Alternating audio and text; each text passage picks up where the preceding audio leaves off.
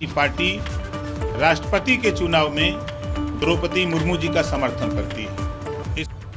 पंडित दीनदयाल उपाध्याय ने भी कहा था कि जो निचली पायदान पे व्यक्ति है उसको ऊपर लाने का प्रयास हो। उस लड़ाई को हम लोग आज लगभग 20 साल से लड़ रहे हैं। सुहेल देव भारतीय समाज पार्टी बनाकर हम लोग लड़ रहे हैं। बराबर हम उनके हक, अधिकार, सम्मान की बात जो बाबा साहब डॉक्टर अम्बेडकर, महात्मा ज्योतिबा फूले, छत्रपति साहू जी महाराज, पंडित दीनदयाल उपाध्याय, जो उनके सोच थे उस सोच को आगे बढ़ाने के लिए इधर राष्ट्रपति जी का चुनाव आया।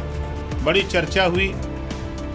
हमने अपनी पार्टी के नेताओं से बातचीत की, अपने 6 विधायकों से बातचीत की।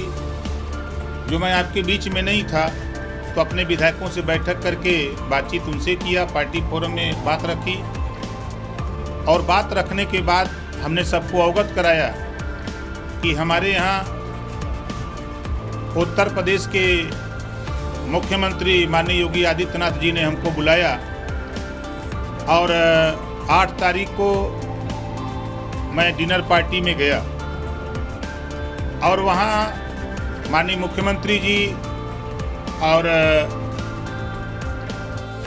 द्रौपदी मुर्मू जी और तमाम साथियों की तरफ से ये मेरे सामने बात रखी गई कि आप वंचित, पिछड़े, दलित, अल्पसंख्यक की बात करते हो। तो द्रौपदी मुर्मू जी ने खुद कहा कि मैं सबसे निचली पायदान से आती हूँ। अब मुझे जो जानकारी मिली है, जो मैं आपको विषय में जानती हूँ कि आप लड़ाई कमज़ोर की लड़ते हो, तो ऐसी स्थिति में आप हमको समर्थन दीजिए। इस बात की अपील माननीय मुख्यमंत्री जी ने भी किया। मैंने कहा कि मैं अकेले आपके बीच में आया हूं, हमारे विधायक, उनसे बात नहीं किया हूं, पार्टी फोरम पे बात नहीं किया हूं, सबसे बातचीत करके हम आपको अवगत कराएंगे। तो उसके लिए 12 तारीख को एक तारीख आप लोगों को बताई गई कि 12 तारीख को इसकी जानकारी आप लोगों के माध्यम से पूरे प्रदेश को, देश को दी जाएगी। उसी बीच एक घटना घटती है, माननीय मुलायम सिंह जी की पत्नी का देहांत होता है। उस कारण इसको हमने टाल दिया और टालने के बाद फिर एक घटना घटती है। उसी बीच माननीय गृह मंत्री अमित शाह जी का फ़ोन आता है और वो कहते हैं, ओम प्रकाश जी 12 तारीख को घोषणा होनी थी, क्या हुआ? हमने कहा कि मान्यवर कोई बात नहीं, ये घटना थी, इस नाते इसको टाला गया है। तो उन्होंने कहा कि आप पहले हमसे मिलो, क्या वजह है, कोई दिक्कत है? हमने कहा कोई दिक्कत नहीं है। तो मैं चला गया दिल्ली और दिल्ली जाने के बाद माननीय अमित शाह जी से मिला। उन्होंने भी वही बात कहा जो हमारे मुख्यमंत्री माननीय योगी आदित्यनाथ जी ने कहा। जो बात द्रौपदी मुर्मू जी ने कहा उसी बात को माननीय अमित शाह जी ने भी कहा। तो अमित शाह जी ने कहा कि भाई, तो प्रेस वार्ता करके आप इसका ऐलान क्यों नहीं करते हो, जब आप समर्थन देने की बात करते हो और आप पिछड़े, दलित, वंचित की बात करते हो। जब द्रौपदी मुर्मू जी सबसे निचली पायदान की, जाति व्यवस्था में सबसे निचली पायदान की आती हैं, तो उनको समर्थन करो। तो मैंने कहा कि मैं तो समाजवादी पार्टी में हूँ और मुझे इस बात की चिंता ज़रूर है कि द्रौपदी मुर्मू जी के विषय में माननीय मुख्यमंत्री जी ने भी अवगत कराया और आप भी इस बात को कह रहे हैं। तो मैं जा रहा हूँ और 15 तारीख को मैं प्रेस वार्ता करके इस बात का ऐलान करूँगा कि हमारी पार्टी राष्ट्रपति के चुनाव में द्रौपदी मुर्मू जी का समर्थन करती है। इस बात का ऐलान करने के लिए मैं आप लोगों को इधर बुलाया हूं और फिर कह रहा हूं कि जो आप लोगों के दिमाग में एक बीमारी पैदा होती है कि आगे क्या होगा, अभी भी मैं कह रहा हूं, अभी भी हमारा जो ये चुनाव है, इस चुनाव के लिए जैसा कि मायावती जी ने भी ऐलान किया कि दलित की लड़ाई वो भी लड़ती हैं, पिछड़े, वंचित की, उन्होंने भी समर्थन किया।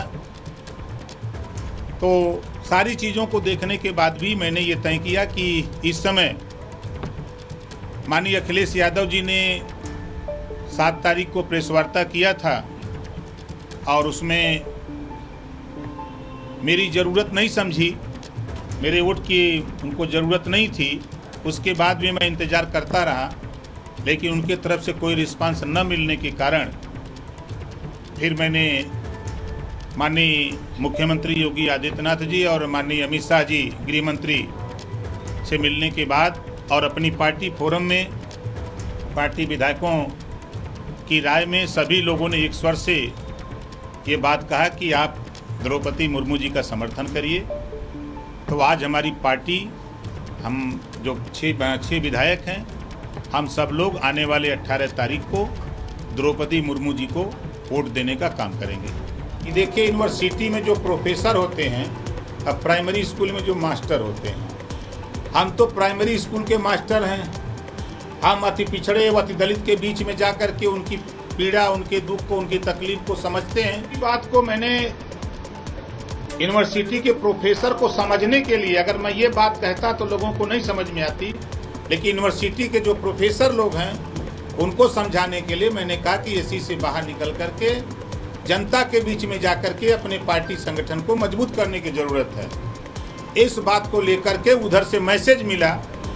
अरविंद राजभर जी बैठे हुए हैं, पार्टी के राष्ट्रीय प्रमुख महासचिव हैं। इनके यहाँ फोन आता है कि भाई आप लोग अपना देख लो, हम अपना देखेंगे।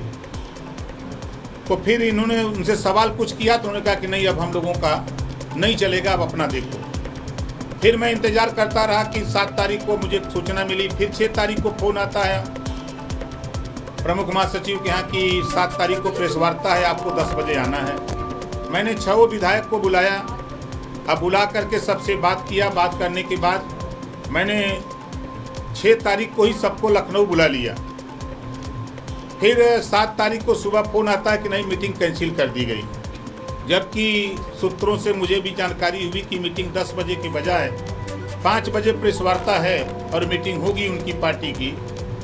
उसमें हमारे सहयोगी दल जयंत चौधरी जी को बुला लिया जाता है और सुहेल देव भारतीय समाज पार्टी के नेता को नहीं बुलाया जाता है।